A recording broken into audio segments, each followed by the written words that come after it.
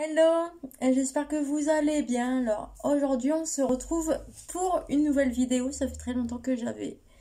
Enfin ça fait très longtemps, ça fait quelques semaines que j'avais pas fait de vidéo. Donc aujourd'hui je viens vous parler d'une vidéo que j'ai vue. Bah je l'ai pas encore vue, mais j'ai vu le titre sur la chaîne de Misakura qui m'a poussé à faire cette vidéo. Donc Misakura, plus à toi, voilà. Donc voilà, donc en gros, elle a fait une vidéo sur la dépression. Donc je l'ai pas encore regardé, je l'ai pas regardé du tout.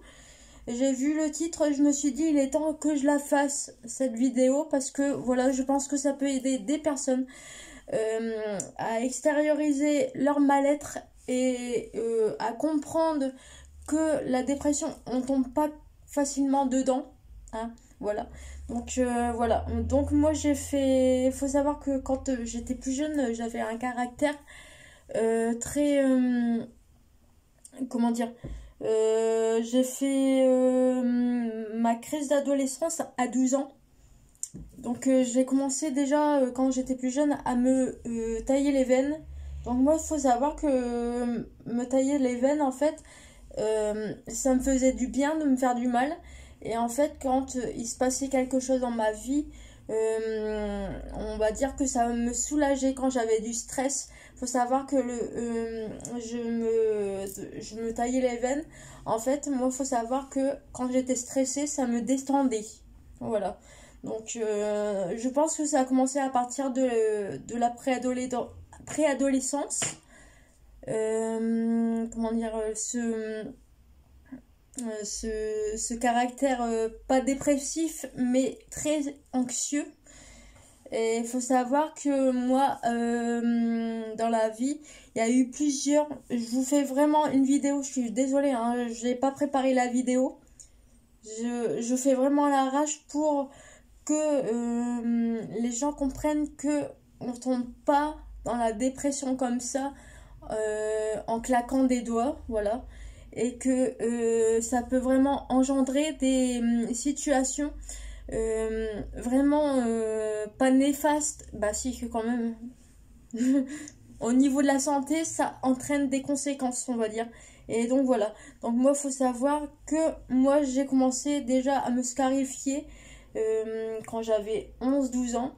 Donc voilà, ça me détendait. Donc je pense que j'ai commencé à avoir un caractère anxieux en ce temps-là. Bon, j'étais pas en dépression, hein, mais c'était vraiment parce que je m'étais fait quitter, parce que ça n'allait pas à l'école, parce que j'avais une mauvaise note, etc. etc. Voilà. Donc mon caractère anxieux, je l'extériorisais en me scarifiant en fait. Voilà. Alors ensuite, il faut savoir que moi, ça a été compliqué dans dans ma jeune période adulte. Voilà.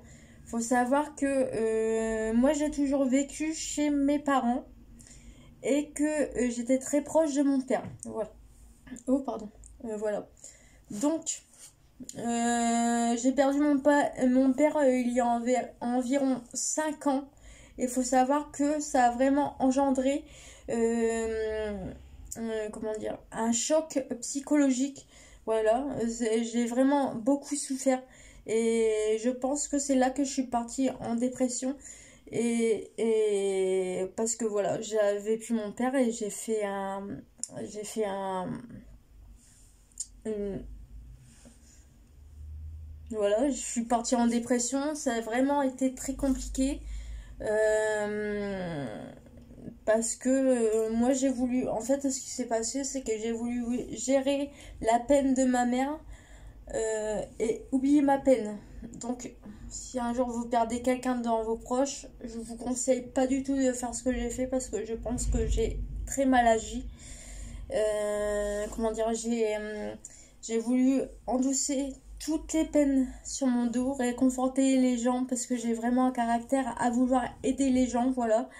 Et donc du coup ça fait que à force je pense que bah j'ai pas tenu le choc en fait. J'ai pas tenu le choc, ça a été très compliqué par la suite, mais je m'en suis pas rendu compte. Voilà, je m'en suis rendu compte seulement quand j'ai commencé à aller mieux, que j'ai vraiment, je partais vraiment très bas. Je sais pas si c'est français ce que je dis. J'ai un doute, mais je vous raconte, je vous explique ma situation, mon histoire à moi. Je veux pas faire de, comment dire, de leçon de morale. Je fais vraiment une vidéo à l'arrache. Je pense pas que je la ferai. C'est juste pour vous expliquer que j'étais vraiment arrivée très bas et que en fait avec le temps ça a empiré. Bah, je pensais que j'étais très bas lors du décès de mon père, mais en fait il s'est avéré que ça empirait. Donc le décès de mon père c'était en 2015. Après j'ai fait en sorte d'essayer de réconforter tout le monde. Et donc après j'ai été en couple avec un homme. Donc faut savoir, mon père il était pompier. Et donc mon père c'était vraiment l'exemple, les valeurs, les principes et tout ça, c'était pour moi c'est vraiment la base de l'éducation. Et donc il s'avère que je me suis mis en couple avec un homme qui avait tout, bah, à part physiquement bien sûr, qui avait tout, qui était pompier, et en fait il s'avère qu'il avait tout, les principes, les valeurs, etc., etc. Et en fait il s'avère que ce que j'ai fait, c'est que je pense que c'est un peu bizarre ce que je suis en train de dire, en fait je me suis appuyée sur lui pour évacuer ma peine, pour me dire il y a quelqu'un comme mon père qui existe. Et donc en fait je me suis accrochée à lui, et en fait je pense que vous le savez, que c'est clair, comment dire, que en fait il m'a quitté, voilà, du jour au lendemain, il m'a quitté sans m'expliquer pourquoi. Bon, avec le recul je pense que parce que j'avais besoin de quelqu'un qui remplace mon père. Et je pense que, à mon avis, bah, je l'ai fait inconsciemment, hein. Quand je dis ça en mode de c'est normal, mais je pense que j'aurais pas dû faire ça en fait. Voilà. Et donc, il m'a quitté du jour au lendemain, et donc la chute a été encore pire. Je suis vraiment partie j'arrêtais pas de pleurer parce que je comprenais pas, parce qu'il m'avait laissé en plan en fait. Il m'avait quitté sans expliquer pourquoi. Et donc ça fait que bah, l'abandon, voilà, je suis partie encore pire que ce que j'étais déjà à la base. Parce que j'ai eu la peur de l'abandon, le décès. Donc faut savoir, c'est des points qui existent dans la dépression. C'est deux genres de points. Donc l'abandon et au niveau du décès, c'est un nom mais je sais plus c'est quoi. Voilà. Mais je sais que j'ai lu un livre et c'était marqué, ça fait partie des 5 points principaux de la dépression. Donc voilà, j'avais déjà 2 points. Et donc après, il faut savoir que il y a eu le décès de mon grand-père en 2019. Donc je me suis fait quitter non, 2018. 2018. Début 2018, je me suis fait quitter. Et donc, milieu 2018, mon grand-père est mort d'un cancer. Donc, mon grand-père, c'était vraiment le deuxième homme de ma vie. Voilà, donc je vous laisse deviner, mon état a été encore pire. Voilà. Donc, après, au niveau de la dépression, il faut savoir aussi que j'ai eu des problèmes de sevrage médicamenteux, j'étais en surdosage, voilà. Et donc au début je savais pas, et donc ça a fait qu'au niveau du travail j'ai commencé à faire des malaises en 2019, et donc je tombais dans les pommes, et je faisais des malaises, mais je savais, c'était des sortes d'angoisse, c'était un peu bizarre. Je pense que je vais faire cette vidéo en plusieurs fois, parce que en plusieurs parties, parce que c'est, voilà. Je parle en même temps, je réfléchis en même temps. Donc voilà, j'ai développé des angoisses, des crises d'angoisse. Et au début, je croyais que c'était parce que j'avais de la peine et tout ça, parce que j'avais peur d'être seule, mais en fait, il s'avère que c'est parce que j'étais en surdosage médicamenteux. Mais donc, il faut savoir que quand j'ai commencé mes crises d'angoisse, euh, quand quand quand il y a eu tous ces événements-là, il s'avère que moi je travaillais et donc il s'avère que en fait eh ben on m'a viré de tous mes jobs, on me virait de tout partout parce que mon comportement était trop dangereux, mes crises étaient dangereuses pour moi au niveau de mes chutes. Voilà, donc en fait partout où j'allais on me dégageait. Voilà, travail, activité, partout en fait tout le monde me dégageait en fait parce que j'étais la fille qui tombe et voilà pour ma sécurité. Alors on en reparlera plus tard, mais pour ma sécurité on me dégageait de partout, mais du coup vu qu'on tout le monde me laissait en plan, ça fait que bah voilà, on laisse quelqu'un en plan tout seul, et bah forcément qu'est-ce qui se passe, et bah ça la situation s'empire. Voilà, donc ma santé s'est empirée. Je pensais que c'était à cause de moi parce que j'étais triste. Et en fait, non, il s'avère que c'était pas ça du tout, c'était un surdosage médicamenteux, mais le surdosage, on en parlera plus tard dans une autre vidéo. Voilà. En même temps, je me fais des points pour des futures vidéos à venir. Voilà, c'est plutôt pas mal. Donc voilà, donc, faut savoir que je me suis retrouvée tout seule sur tous les points et que sans travail, sans activité. Et donc, je vous laisse deviner. Vous voyez le confinement? Et ben, moi, j'ai vécu ça, la même chose, sans être confinée et 2 ans avant. Donc voilà, je vous laisse deviner le truc, hein, parce que pendant les confinements, parce que c'est arrivé à tout le monde de bader comme je sais pas quoi. Ben moi ça m'est arrivé 2 ans avant et c'était pas marrant. Voilà. Donc du coup moi j'ai essayé de remonter la pente en faisant du marketing de réseau, hein, avec la marque je citerai pas parce qu'il y a encore des vidéos sur ma chaîne. Voilà, j'ai été pris en main par des jeunes hommes. Et en fait, il s'avère que c'était vraiment des business women ou des escrocs man. Voilà. Et donc, il s'avère que je me suis vraiment attachée à ce mode de travail. Et en fait, il s'avère que j'aurais pas dit parce que j'aurais pas dû, parce que je me suis fait escroquer. Et donc, voilà. Donc, encore une chute de plus et ça fait que bah, je vous laisse deviner mon état. Voilà, j'étais vraiment pas bien. Et donc il s'avère que bah, je pense qu'en 2019 ou 2018, je sais plus trop, j'ai arrêté de faire des vidéos. Bah, j'essayais de faire des vidéos mais c'était très compliqué, puis je sortais plus, puis je suis vraiment partie en bad. Voilà, donc pour les événements qui ont provoqué la dépression, voilà. Bon, faut savoir qu'on est en dépression, on s'en rend pas tout de suite compte, mais physiquement, je sais que j'avais maigri, mais non, j'avais gonflé parce que je mangeais beaucoup, je mangeais beaucoup. Et donc j'ai grossi, grossi, grossi. Je suis arrivée à... je crois que j'étais arrivée à 72 kilos. Je crois. Il me semble, hein, si je dis pas de bêtises. Ouais. Je suis arrivée à 72 kilos, je bougeais plus, je faisais... bah, je me laissais dépérir en fait. Périr. Dépérir.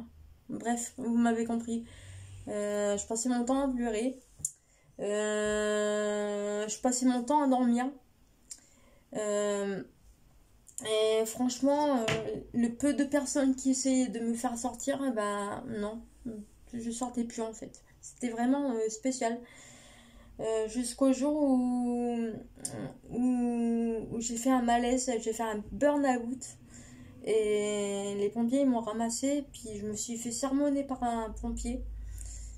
qui m'a dit maintenant tu arrêtes ça, tu sors une fois par jour. Même si tu tombes, c'est pas grave. C'est pas grave. Je suis désolée, il y a un cintre qui m'embête. On te ramassera, mais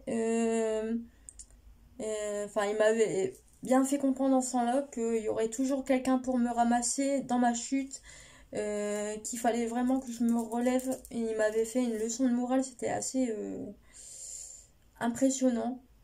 Bah, je crois qu'il m'avait fait pleurer d'ailleurs ce jour-là. Bon, après, voilà. Mais il m'avait sermonné et donc il m'a poussé au cul et il m'a dit, même si tu tombes, t'inquiète pas, nous on est là pour te ramasser. Et tu...